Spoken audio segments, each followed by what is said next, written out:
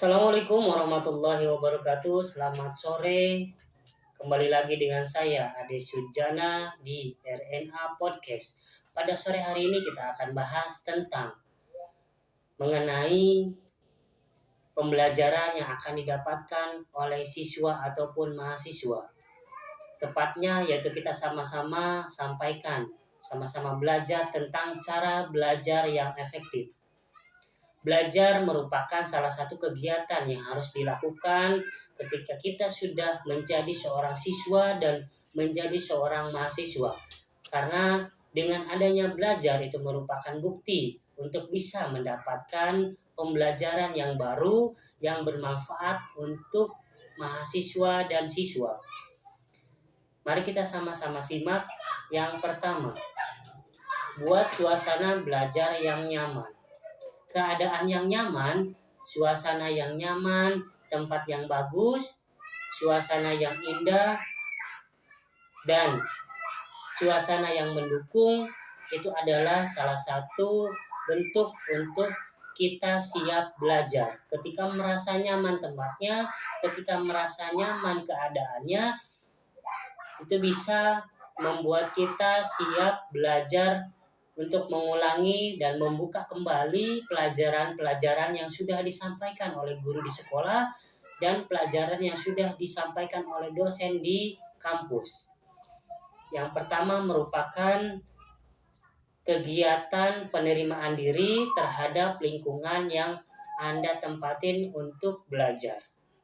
Yang kedua, merangkum pokok pembelajaran. Poin yang kedua ini merupakan teknik untuk bisa gampang dan mudah memasukkan teori-teori pembelajaran kepada otak Anda, kepada memori Anda.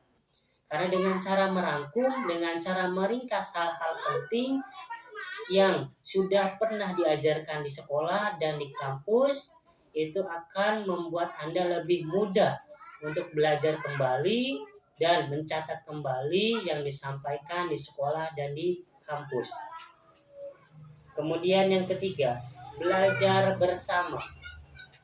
Ketika kita belajar sendiri, memanglah itu mudah dan bisa dilakukan oleh setiap siswa dan mahasiswa.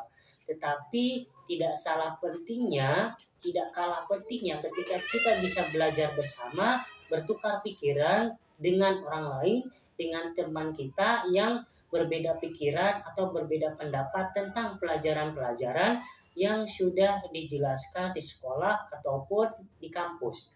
Itu merupakan salah satu kegiatan teknik untuk bisa mempermudah kegiatan belajar dan efektif harus dilakukan oleh siswa dan mahasiswa. Kemudian yang keempat, metode mempersingkat atau memodifikasi menyerupai nama sesuatu. Ketika ada materi pelajaran yang panjang, pembelajaran yang sulit, silakan dengan cara teknik persingkatlah teori tersebut sampai dengan paham, sampai dengan diterima oleh pikiran Anda, dan kemudian bisa menyampaikan secara jelas kepada orang lain, bisa berbagi kepada orang lain pembelajaran yang Anda dapatkan. Dan menyerupai sesuatu, nyerupakanlah teori-teori yang kamu dapatkan dengan peumpamaan benda misalnya, ataupun peumpamaan hal lain yang bisa dapat mudah untuk bisa diterima oleh pikiran Anda, oleh pemahaman Anda, karena itu akan lebih singkat dan padat untuk bisa diterima oleh pikiran Anda. Teori-teori panjang, teori-teori yang sedikit rumit atau rumit itu bisa dipersingkat dengan perumpamaan-perumpamaan yang bisa membantu Anda. Kemudian yang kelima, belajar dengan praktek. Pelajaran-pelajaran teori yang disampaikan oleh guru atau dosen itu teori-teori yang disampaikan secara umum dan global, yang harus Anda pahami, yang harus Anda bisa terapkan di kehidupan sehari-hari. Kemudian dengan teknik dan cara praktikkanlah pelajaran tersebut agar dapat lebih nempel dan lebih tersimpan di memori Anda ketika Anda mempraktekannya. Karena secara motorik, secara langsung Anda mempraktekkan dan bekerja secara fisik tentang teori yang Anda dapatkan. Itu adalah salah satu teknik belajar efektif agar mudah dipahami oleh Anda semuanya, para siswa dan para mahasiswa. Kemudian yang keenam, belajar rutin tapi jangan lama. Belajar merupakan kegiatan yang mungkin dianggap bosan, mempusingkan, dan membingungkan. Nah, justru itu dengan cara belajar yang tidak terlalu lama, tidak terlalu panjang, dan tidak terus-menerus, beberapa jam kita belajar tidak harus. Kita bisa belajar sedikit dan tidak lama, tetapi totalitas ketika kita belajar pada saat itu.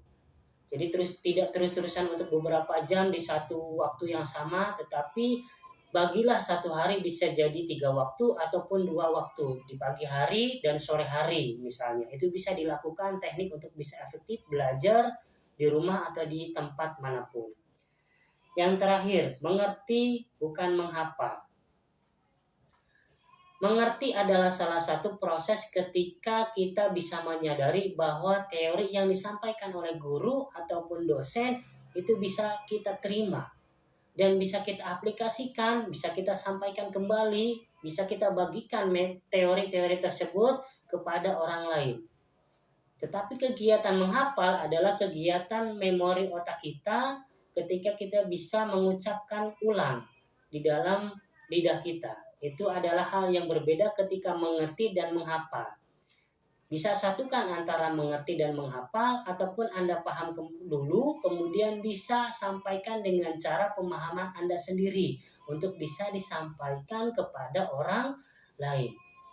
Itu adalah 7 hal yang penting untuk para siswa dan mahasiswa ketika Anda bisa efektif untuk belajar di rumah ataupun di tempat lain agar bisa memudahkan kegiatan tersebut.